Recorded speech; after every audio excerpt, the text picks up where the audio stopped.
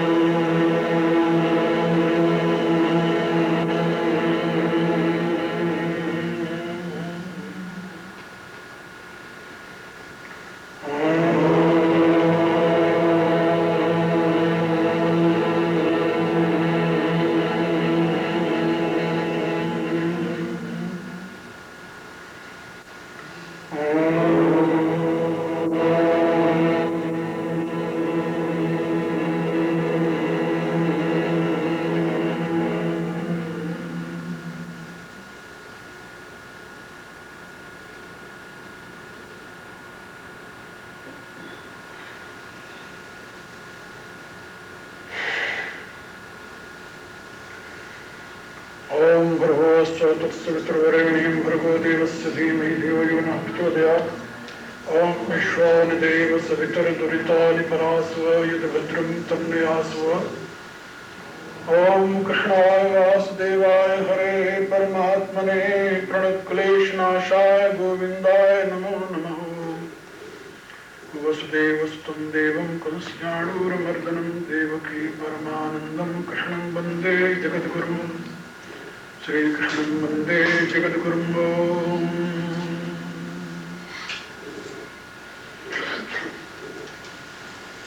श्रीकृष्णं वन्दे जगद्गुरुं। श्रीकृष्णं वन्दे जगद्गुरुं। श्रीकृष्णं वन्दे जगद्गुरुं।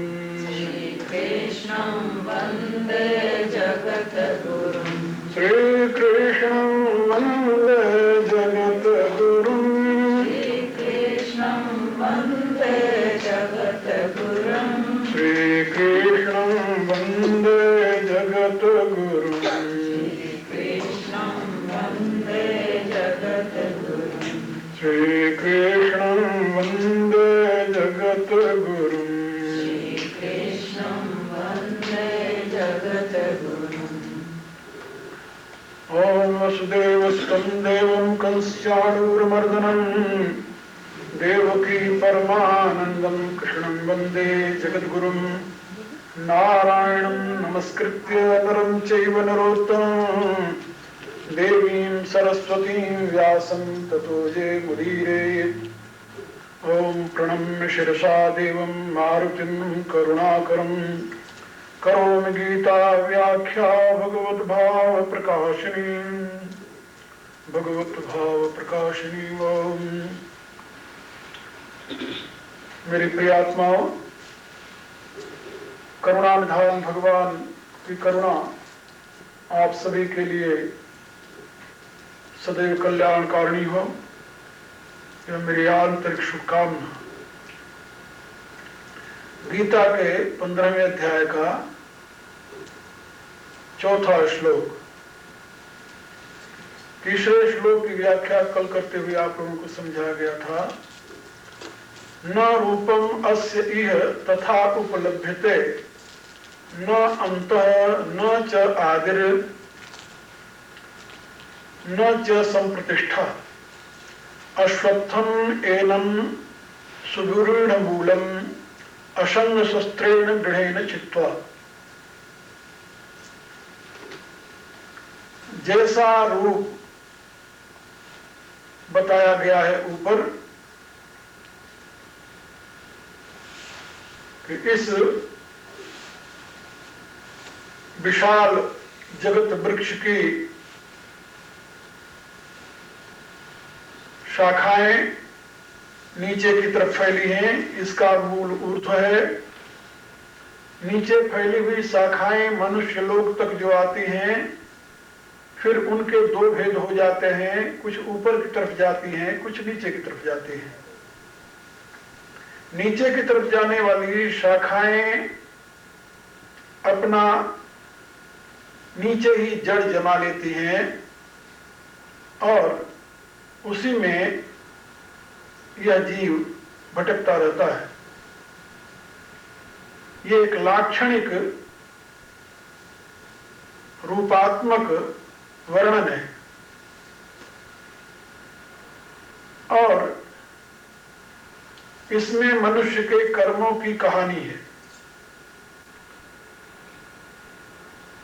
ऊपर से नीचे आने वाली शाखाएं जो हैं वह तो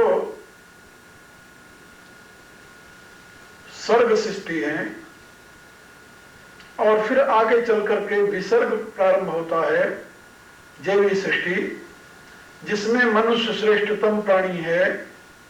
मनुष्य के कर्म उसे ऊपर भी ले जाते हैं और नीचे भी ले जाते हैं, लेकिन मनुष्य अपने कर्मों से नीचे ही बंध जाता है और उसी प्रवाह में वो चलता रहता है।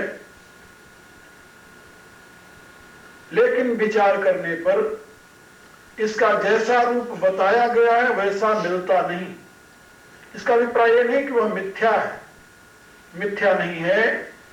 जैसा दिखता है वैसा नहीं है, जैसा है वैसा दिखता नहीं है, बस इतना ही इसका अभिप्राय है। जैसा दिखता है वैसा है नहीं और जैसा है वह वैसा दिखता नहीं। इसलिए भगवान कहते हैं ना रूपम अस्य इह तथा उपलभ्यते यथा दर्शते तथा न उपलभ्यते। जैसा दिखाई देता है ऐसा नहीं है, खोजने पर ऐसा नहीं मिलेगा, और जैसा है वैसा दिखाई नहीं दे रहा है। इसकी व्याख्या कल अच्छी प्रकार से समझा दी गई थी। अब भगवान कह रहे हैं कि इसका न आदि है, न अंत है, न मध्य है, क्योंकि अनंत की अभिव्यक्ति है और अनंत में ही विराजित है और अनंत में ही इसका लय है। इसलिए आदि अंत मध्य कहां हो सकता है इसका? यह विराट विश्व जो है वह अनंत की अभिव्यक्ति है और अनंत में ही स्थिति है और अनंत में इसका लय है। उस अनंत का ही नाम है आनंद। ये बात याद रखना, उपनिषद में अनंत और आनंद ये दोनों पर्यायवाची हैं। फिर से समझ लो, अनंत और आनंद ये दोनों समानार्थक शब्द हैं उपनिषद में। किस उपनिषद में? तैत्तिरीय उपनिषद में। वहां पर बताया गया है सत्यम ज्ञानम अनंतम ब्रह्म, और इसके आगे के मंत्र में बताया गया है आनंदम ब्रह्म ब्रह्मणो विद्वान न विभेद कुतस्य न। तो अनंत जो है वही आनंद है। दुख तो सीमा में है, जहां सीमा स्वीकार की वहीं दुखी हुए। जहां भूमा है वहां दुख नहीं है। इसलिए श्रुति कहती है भूमा एव सुखम ना अल्पम। जब तक तुम सीमा में बंधे रहोगे तब तक दुखी बने रहोगे। दुनिया की कोई ताकत तुम्हें सुखी नहीं बना सकती। सुखी होना है तो सीमा से मुक्त होकर भूमा में प्रवेश कर जाओ, भूमा में प्रतिष्ठित हो जाओ। भूमा में प्रतिष्ठित होते ही सारे दुख समाप्त हो जाएंगे, सारी कल्पनाएं समाप्त हो जाएंगी, सारी आकांक्षाएं समाप्त हो जाएंगी। भूमा में प्रतिष्ठित होते सीमा से मुक्त हो जाओ। सीमा में जहां बंधे तहां तुम दुखी बने रहो। और भूमा माने अनंत, इसलिए अनंत आनंद स्वरूप है कि सृष्टि सीमा से नहीं है, भूमा से है। सृष्टि का मूल भूमा है, सीमा नहीं। भूमा से सीमा की अभिव्यक्ति होती है। ये तो बिल्कुल वैज्ञानिक तथ्य है कि भूमा से सीमा का निर्माण होता है। यदि भूमा पहले न हो तो उसमें सीमा कौन बनाएगा, कैसे बनाएगा? इस मकान का निर्माण तब हुआ जब यहां विस्तार था पृथ्वी का। यदि विस्तृत पृथ्वी न होती तो मकान कौन बनाता है इस पर? तो पहले भूमा है और भूमा में फिर सीमा है। भूमा माने विस्तृत, विस्तार, सीमा माने कंसाइज फॉर्म, लिमिटेड फॉर्म। तो यदि विस्तार न हो तो उसमें छोटा सा रूप नहीं बन सकता। तो भूमा में ही सीमा की कल्पना है, ऐसे समझ लो।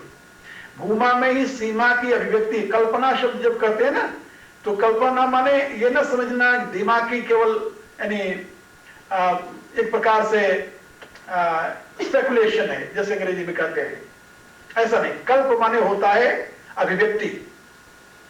जब हम कल्पना करते हैं तो उसका अभिप्राय होता है अभिव्यक्ति। ये याद रखो, कल्प माने अभिव्यक्ति, कल्प माने मैनिफेस्टेशन, और इसी से कल्पना शब्द बना है। और वेद में ये बात समझाई गई, चिन्मयस्या द्वितीयस्य निष्कलस्या शरीरिण उपासका नाम कार्यार्थे ब्रह्मणो रूप कल्पना। उसका अभिप्राय क्या हुआ कि जो चिन्मय है, अद्वितीय है, अशरीरी है, वही अपने भक्तों की अभिप्सा को पूर्ण करने के लिए अपने रूप को प्रकट करता है। ब्रह्मणो रूप कल्पना, अपने रूप को प्रकट करता है। इसीलिए सृष्टि का एक नाम कल्प है। सृष्टि क्या कहते हैं? कल्प। यथा पूर्वम अकल्पयत, जैसे पूर्व में था वैसे ही उसकी अभिव्यक्ति हुई। कल्प माने अभिव्यक्ति, मैनिफेस्टेशन, प्रोजेक्शन, ऐसे समझ लो। तो जब हम कहते हैं कि भूमा में ही सीमा की कल्पना होती है, माने भूमा में ही सीमा की अभिव्यक्ति होती है। क्यों? भूमा भूमा रूप से तो अभिव्यक्त हो नहीं सकता, ये तो आप सभी जानते हो। जितनी यानी इलेक्ट्रिसिटी इस स्पेस में है, क्या वो सारी की सारी प्रकट हो सकती है? कोई ऐसा दुनिया में माध्यम बन सकता है कि सारी की सारी विद्युत शक्ति प्रकट हो जाए एक साथ? असंभव है। लेकिन जो विद्युत शक्ति प्रकट होगी, किसी के माध्यम से प्रकट हो, वो तो उस भूमा से ही होगी, और होगी सीमा में। हमेशा अभिव्यक्ति सीमा में होती है और हमेशा अभिव्यक्ति भूमा से होती है। ये बात इतनी याद रख लो। इसलिए जो भूमा है वो अनंत है, और अनंत से ही सीमा की अभिव्यक्ति, सीमित माने शांत की अभिव्यक्ति हुई। इसीलिए बताया गया कि सृष्टि का मूल कारण क्या है? का आनंदात खलविमान भूतान जायन्ते। आनंद, आनंद माने अनंत, अनंत से ही ये सारा शांत जगत प्रकट हुआ है। इसलिए जब शांत जगत की तुम तलाश करने लगोगे, जब लिमिटेड सीमा की तुम तलाश करने लगोगे, तो तुम्हें तो भूमा मिलेगा, सीमा कहां मिलेगा? इसलिए नान्तो न चादर न संप्रतिष्ठ। इसलिए इस सीमा का न तो आदि है, न अंत है, न मध्य है। क्योंकि आदि अंत मध्य तो उसका हो जो कोई अलग वस्तु। ये सीमा तो भूमा में कल्पित है, अभिव्यक्त है। इसलिए आप जब इस सीमा और भूमा के रहस्य को जानेंगे तो अपने आप आपको पता चल जाएगा कि ये जगत मिथ्या तो नहीं है, ये जगत भ्रांति तो नहीं है, लेकिन ये अनंत की अभिव्यक्ति है। जैसा इसे हम जानते हैं वैसा ये है नहीं, और जैसा है वैसा हम जान नहीं पाते। जिस समय जैसा है वैसा जान जाएंगे तो इसके व्यामोह से मुक्त हो जाएंगे।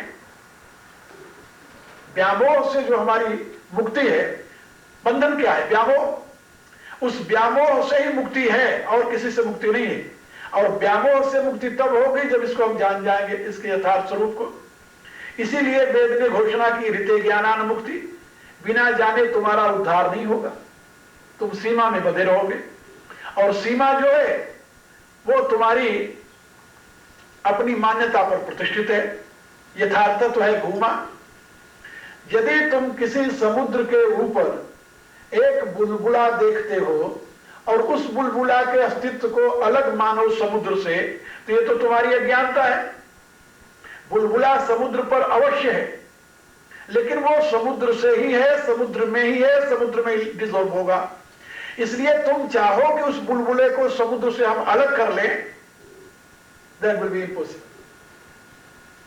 क्या कोई व्यक्ति आज दिन तक बुलबुले को उससे अलग कर सका है? असंभव है। तो क्या समुद्र बुलबुला है? क्या राय है? यदि कहा जाए कि समुद्र ही बुलबुला है या बुलबुला ही समुद्र है, बुलबुला तो याद हो ना, bubble is in the ocean and from the ocean, okay, and it will dissolve into ocean too, but that bubble is not ocean itself and ocean is not bubble in itself। ये बात समझ रहे? वो बुलबुला अपने आप में समुद्र नहीं है और न तो समुद्र बुलबुला है, लेकिन समुद्र में ही बुलबुला है, समुद्र से ही बुलबुला है और समुद्र में ही लीन होने के लिए बुलबुला है। ऐसे ही ये अनंत विस्तार में दिखाई देने वाला जो जगत है वही परमात्मा है, ऐसा नहीं। और परमात्मा से ये अलग है, ऐसा भी नहीं है। न तो परमात्मा सारा का सारा जगत है और न तो जगत सारा का सारा परमात्मा है। जगत परमात्मा नहीं है, परमात्मा भी जगत नहीं है, जगत से परे भी परमात्मा। इसलिए वेद क्या कहता है? एतावान अस्य महिमा अतो जायांस्य पुरुष। ये तो जो तुम देख रहे हो ये उसकी महिमा है। ये जगत जो है विराट अनंत जगत, ये उसकी महिमा मात्र है। वो महिमा मात्र तो इससे परे है। जो लहरें तुम्हें समुद्र के ऊपर दिखाई दे रही यही समुद्र नहीं है। समुद्र तो लहरों से परे है, लेकिन लहरें समुद्र से हैं, समुद्र में और समुद्र में लीन हुआ करती हैं वो। तो जैसे समुद्र ही लहरें नहीं है और लहरों को ही समुद्र नहीं कह सकते, लेकिन समुद्र की लहरें हैं, ऐसा कहा जाता है। इसी रूप से परमात्मा ही विश्व नहीं है, विश्व ही परमात्मा नहीं है, परमात्मा से विश्व है और परमात्मा में विश्व है और इसका अंत भी परमात्मा में ही होगा। इसलिए आनंदात खलीमान भूतान जायन्ते आनंदात जातान जीवन्ते, ऐसा सृष्टि कहती है। इससे समझ गए होंगे कि जैसा हम देखते हैं वही सत्य नहीं है और जो सत्य है वो हम देख नहीं पाते। कल मैंने बताया था ना कि सबसे अधिक धोखा देने वाली मनुष्य को उसकी अपनी आंख है। इससे ज्यादा धोखेबाज दुनिया में कोई नहीं है और उसी के ऊपर उसका बड़ा विश्वास है। कहता मैंने तो देखा है, क्या कहा जाए। अब आगे भगवान कहते हैं कि न रूपम अस्य इह तथा उपलभ्यते। जैसा तुम मानते हो, जानते हो, देखते हो, अनुसंधान करने पर, खोज करने पर इसका ऐसा रूप तुम्हें नहीं मिलेगा, उपलब्ध नहीं होगा। क्योंकि न अंतः न च आदि न च संप्रतिष्ठ। क्यों? इसका न तो कहीं आदि है, न अंत है, न मध्य है, तीनों नहीं है। जब तीनों नहीं है तुम इससे पाओगे कहां से, देखोगे कहां से? ये तो अनंत की अभिव्यक्ति है। अनंत का आदि अंत कहीं नहीं है। कहा अभिव्यक्ति का तो आदि अंत होगा, कहा कैसे हो सकता है? अभिव्यक्ति एक जगह तो हो, अनंत ब्रह्मांड है, किसके आदि अंत ढूंढोगे तुम? और जब ढूंढने लगोगे तुम वही पहुंच जाओगे जहां से इसका आदि है, और जब आदि में पहुंचोगे तो अनंत हो जाएगा। आदि कहां मिलेगा तुम्हें और अंत कहां मिलेगा? तब तो अनंत हो जाएगा। अंत ढूंढोगे तब भी अनंत है, आदि ढूंढोगे तब भी अनंत है। इस पर एक बड़ी सुंदर कथा है शिव पुराण में। शिव पुराण में बड़ी सुंदर कथा है और उसको मैंने अपने शिव शतक में प्रारंभ में पहले यानी छंद में वर्णन किया है कि इस सृष्टि के चक्र के प्रारंभ में सर्वप्रथम एक बड़ा विशालकाय ज्योतिर्लिंग प्रकट हुआ। ज्योतिर्लिंग, अब ज्योतिर्लिंग को देख करके त्रिदेव जो थे वो घबरा गए, ये क्या है? तो ब्रह्मा और विष्णु इन दोनों से कहा कि भाई इसका पता लगाओ कि ये क्या है। वो आपस में सोचते थे, वो कहता तो मैं बड़ा तो देखो ये, तो ये निश्चय हुआ इसका जो पता लगा ले वही बड़ा है।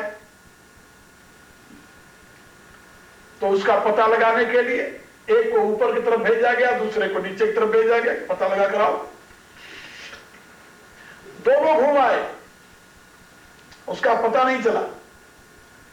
जब पता नहीं चला तो पुराण में ऐसी कथा है कि ब्रह्मदेव लौट आए तो उन्होंने कहा कि जो इसका पता लगाएगा, ये सब थी, जो पता लगाएगा वही बड़ा माना जाएगा। तो पता तो दोनों को नहीं लगा। तो जब ब्रह्मदेव लौट करके आए तो उनसे पूछा गया, क्यों भाई? कहा हाँ, मैंने इसका आदि देख लिया है। कहा देख लिया? बोले कहा प्रमाण? बिना प्रमाण के? अरे तुम जहां थे वहां और भी कोई था कि नहीं? देखा किसी ने कि तुम देखा है? कहा प्रमाण है। कहा प्रमाण कौन है? तो उन्होंने कहा कि गऊ। कहा गऊ प्रमाण है। गऊ से पूछा जाए कि भाई तूने देखा इनको वहां तक देखते हुए? तो गऊ बोल तो सकी नहीं, सर ऐसे हिला दिया। जब सर हिला दिया तो अब झूठ कोई गवाही देगा तो उसकी भी दुर्गति होगी।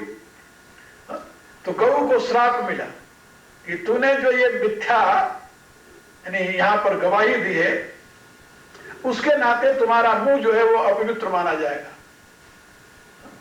और तुम्हारी बोलने की शक्ति समाप्त हो जाएगी। तो गाय की इतनी लंबी जीभ है, लेकिन गाय का जो मुंह है उसको पवित्र नहीं मानते, अपवित्र मानते हैं और बोल नहीं सकती हो। और भगवान विष्णु से पूछा गया कि भाई तुम बताओ। उन्होंने कहा कि मैं तो नहीं देखा, इसका आपका नहीं आदि है ना अंत है। उन्होंने साफ कर दिया। तो उस यानी विशाल ज्योतिर्लिंग से फिर भगवान सदाशिव प्रकट हुए मुस्कुराते हुए। वो ज्योतिर्लिंग दो भागों में विभाजित हो गया। आधे में भगवान शिव और आधे में भगवती अर्धनारीश्वर भगवान प्रकट हुए। आप लोगों ने देखा होगा बहुत से चित्र बनाते हैं, ज्योतिर्लिंग बना हुआ, उसमें आधा स्त्री आधा पुरुष भगवान शंकर और उमा का स्वरूप है। ये एक लाक्षणिक यानी दृश्य है इस सत्य को समझाने के कि ये जो आविर्भूत हुआ है विराट विश्व, इस विराट विश्व का न तो कहीं आदि है न तो कहीं अंत है। इसका पता कोई नहीं पा सकता, क्योंकि ये अनंत की अभिव्यक्ति है। जब आप इसके आदि में जाओगे तो वहां अनंत मिलेगा, अंत में जाओगे वहां अनंत मिलेगा। जब इसका आदि और अंत दोनों ही अनंत है तो इसका मध्य कैसे निश्चय किया जाए कि मध्य क्या है? ये तो बिल्कुल विज्ञान की दृष्टि से समझ सकते हो आप। कल मैंने आपको समझाया था। तो भगवान कहते हैं कि नान्तो न चादिर न संप्रतिष्ठ अश्वत्थम एनम सुविरूढ़ मूल। इस अश्वत्थ का वो जो सुष्टु रूपेण विरोहति, जो विशिष्ट रूप से विस्तार को प्राप्त हुआ, वो मूल है अहंता ममता वासना रूपी, जो नीचे पकड़े हुए है।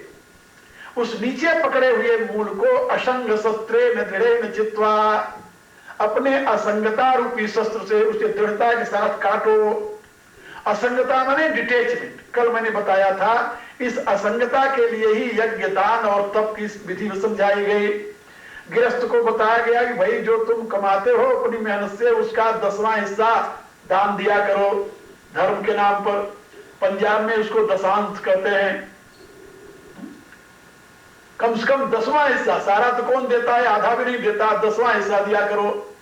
यदि 10वां हिस्सा अपने कमाई का तुम धर्म के नाम पर लोकहित में दान देते हो तो तुम पाप नहीं खाओगे, तुम यज्ञ शिष्ट खाओगे, जो तुम्हारा धर्म है। यज्ञ शिष्टा सिन्हा संतो मुच्यन्ते सर्व किल विषय, तुम सारे पापों से मुक्त हो जाओगे। लेकिन यदि तुम ये नहीं करते तो तुम भुंजते तेतु घम पापाये पचन्त्यात्म कारणात्। लेकिन जो कमा करके तुम अपना घर भरते हो फिर तो तुम पाप खाते हो, और पाप खाने का परिणाम क्या होता है तुम्हें मालूम है। ये भगवान ने गीता के अंदर घोषित किया है। यज्ञ शिष्टासन संतो मुच्यन्ते सर्व किल विषय भुंजते तेतु घम पापाये पचन्त्यात्म कारणात्। वो पापी हैं जो अपने लिए कमाते हैं, लेकिन वे संत हैं जो अपनी कमाई का कुछ अंश यानी दे करके फिर बचा हुआ खाते हैं। ये गीता के श्लोक में बताया गया। इससे असंगता आती है, असंग होने की प्रवृत्ति आती है। तो असंग हो करके इस वासना रूपी जगत को के मूल को, इस वासना रूपी जो नीचे फैला हुआ मूल है उसको काटो। और काट करके क्या करें? असंग शस्त्रेण दृढ़ेन छित्वा, छित्वा माने काट कर। अब काट कर फिर क्या किया जाए? ततः पदम तत्परिमार्गितव्यम। जो नीचे फैली हुई जड़ें हैं उनको जब काटोगे तब तुम्हें इसके सही जड़ की खोजने की प्रवृत्ति जागृत होगी कि इसके सही जड़ कहां है, यथार्थ मूल क्या है। ये तो मूल कर्मानुबंधिनी है, ये कर्म के परिणाम में मूल बना हुआ था। इसके सही मूल को ढूंढने की फिर तुम्हारे में प्रवृत्ति जागृत होगी। ततः पदम तत्परिमार्गितव्यम, ततः माने उसके पश्चात, दृढ़ेन चित्वा के पश्चात। इसीलिए बताया गया कि जब तक विराग न हो तब तक ब्रह्म विद्या का पात्र नहीं बनता व्यक्ति। जब तक असंगता न आवे तब तक व्यक्ति ब्रह्म विद्या का पात्र नहीं बनता। इसीलिए शास्त्रकारों ने ये बताया कि ये ब्रह्म विद्या सबको नहीं देनी चाहिए। जो कुपात्र हैं उनको ब्रह्म विद्या देने से पुण्य नहीं पाप लगता है। तो भगवान ने कहा कि ब्रह्म विद्या किसे देनी चाहिए, ये उन्होंने बताया। इदम ना तपस्काय न अभक्ताय कदाचन, कहा जो तपस्वी नहीं है, जो भक्त नहीं है, उनको भूल करके भी ये ब्रह्म विद्या नहीं देनी चाहिए। गीता के 18वें अध्याय में भगवान ने स्वयं बताया है कि ये किसको सुनानी चाहिए गीता। कहा इदम न अतपस्काय अभक्ताय कदाचन और न च अशुश्रूषाम, जो सुनने की इच्छा नहीं रखते उनको भी जबरी नहीं सुनाना चाहिए। और जो दूसरे में दोष निकालते हैं उनको भी नहीं सुनाना चाहिए। 4 प्रकार के व्यक्ति, जो तपस्वी नहीं है, जो भक्त नहीं है, जो जिज्ञासु नहीं है और जो दूसरे में दोष निकालने वाले हैं, इनको कभी गीता नहीं सुनानी चाहिए। ब्रह्म विद्या है गीता है। इसलिए तो जहां पर अधिकारी की बात समझाई है वहां पर यह भगवान ने कहा है कि जब तक वह असंगता रूपी शस्त्र से अहमता और ममता को न काट दे तब तक वो परमात्मा की तलाश तो नहीं कर सकता। दुनिया की तलाश कर सकता है, परमात्मा की तलाश नहीं हो सकती। परमात्मा की तलाश के लिए तो पहली शर्त है असंग शस्त्रेण दृढ़ेन चित्वा। पहले असंगता रूपी, डिटैचमेंट रूपी अस्त्र के द्वारा, शस्त्र के द्वारा उसे काट दो। किसको? वासना को, ममता को, अहम को। और फिर तथा पदम, तथा माने इसके उपरांत, तत्पदम, उस परम पद को, परिमार्गितव्य माने ढूंढो। परिमार्गितव्य माने ढूंढना चाहिए। ततः तत्पदम परिमार्गितव्यम, उसके उपरांत ही उस परम पद को ढूंढना चाहिए। परिमार्गितव्यम है, तव्य माने चाहिए। यानी उस परम पद की तलाश कब करनी चाहिए? कहा जब असंगता रूपी शस्त्र से उसके नीचे बढ़ने वाले जड़ों को काट दे तब। यानी जब मनुष्य अहंता और ममता से मुक्त हो जाए तब। अहंता और ममता दोनों साथ में लेकर परमात्मा की तलाश करने निकलेगा तो उल्टे परिणाम होगा। फिर वो परमात्मा को नहीं ढूंढेगा, फिर तो परमात्मा के बहाने कुछ और ही ढूंढेगा, कुछ और ढूंढेगा। एक व्यक्ति जज थे, उन्होंने किसी मुकदमे में किसी से, कहते हैं जिसे घूस लेकर के और फैसला सुनाया। सत्य घटना बता रहा हूं आपको। फैसला सुनाया। जब फैसला सुना करके लौट रहे थे कोर्ट से तो रास्ते में कार उलट गई, एक्सीडेंट हो गया और उनका ये दाहिना हाथ जो था इतना कट गया, इतना। अब उनको होश आई कि मैंने ये गलत काम किया था, उसके परिणाम में भगवान ने मुझे दंड दिया है। अब उन्होंने नौकरी से रिजाइन दे दिया। रिजाइन दे दिया तो भक्ति करने के लिए चल पड़े। अब भक्ति करने लगे, लेकिन भक्ति करते करते भक्ति कहां से होगी?